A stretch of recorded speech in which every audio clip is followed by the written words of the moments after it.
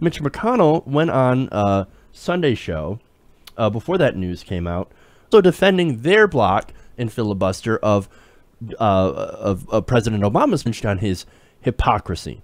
Let's take a look.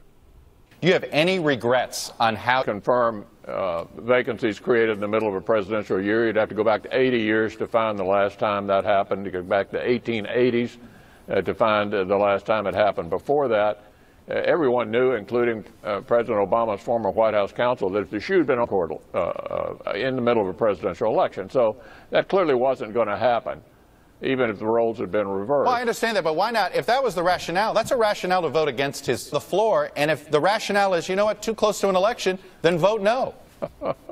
Chuck Todd. Oh, I thought I'd never say that. Look, why not put him up for a vote? If that's your rationale, then don't vote for him. Yeah.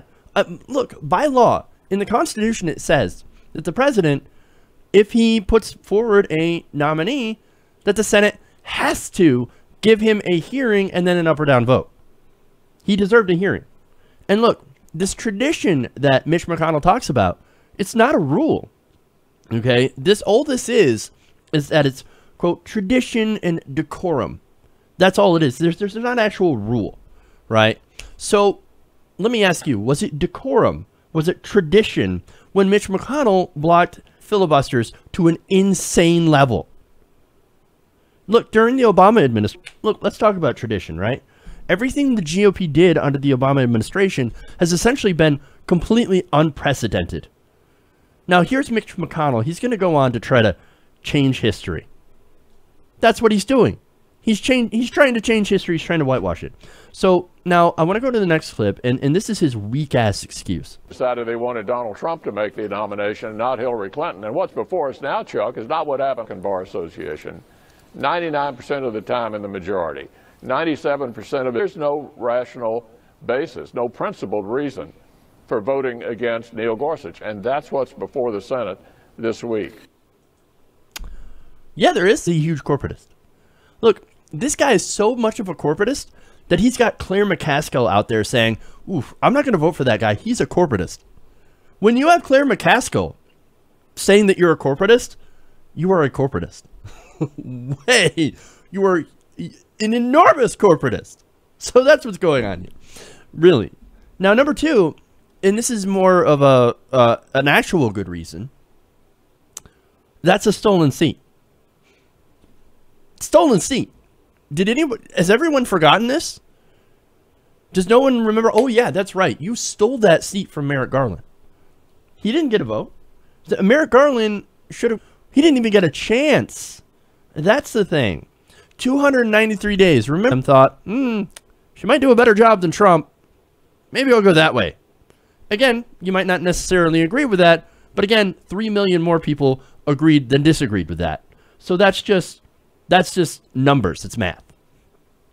Now, finally, here comes the best part of this interview, the meltdown. You say it's been litigated last year, the Garland situation. For a lot of Senate Democrats, they're not done litigating this, including someone like Tom Carper, a Democratic senator who is not comfortable with the idea of filibustering, but believes Merrick Garland was mistreated. Again, what was wrong with allowing Merrick Garland to have an up or down vote? I already told you. You don't be the sense of a Senate resolution that say no Supreme Court nominations will be considered in any even-numbered year. Is that where we're headed? Chuck, with all due respect, that's an absurd question. We were right in the middle of a presidential election year. Everybody knew that neither side, had the shoe been on the other foot, would have filled it. But that has nothing to do with what we're voting on this year. Why don't we talk about what we're voting on this week? And that's this extraordinarily well-qualified nominee for the U.S. Supreme Court. Yeah, I know. Again, look, the Biden rule, as I explained before, the Biden rule isn't there's no rule. All it is that it's tradition, decorum. You know, Biden's like, oh, we probably shouldn't. I mean, you know, but I would still give George W. Bush guys a hearing, and that's exactly what he did. So it's not a rule. It's actually just, hey, let's play nice. Well, the Republicans haven't played nice, so why should we play nice with them? No, if you want to win against Republicans, you show them strength. You hit them with a stick. And so, look, all this about, oh, come on, we got to be nice. We got to buy it anymore. Why? Because what they've been doing is they've been spitting in our face for 8 years. They couldn't stand it that Barack Obama won twice. That's obstructive threat. Block, block, block. There's no bipartisanship here. It was either petulant children. And that's what's going on here. So, look, let's give them a taste of their own medicine. It may not be the nicest thing to do, or may not be the adult thing to do, but they have 3 days. It's only fair. It's only fair. But look, on McConnell, okay, why don't you put your money where your mouth is? Again, Chuck Todd said, why don't you pass a resolution? Why don't you? Oh, because you don't want the Democrats to use it against you.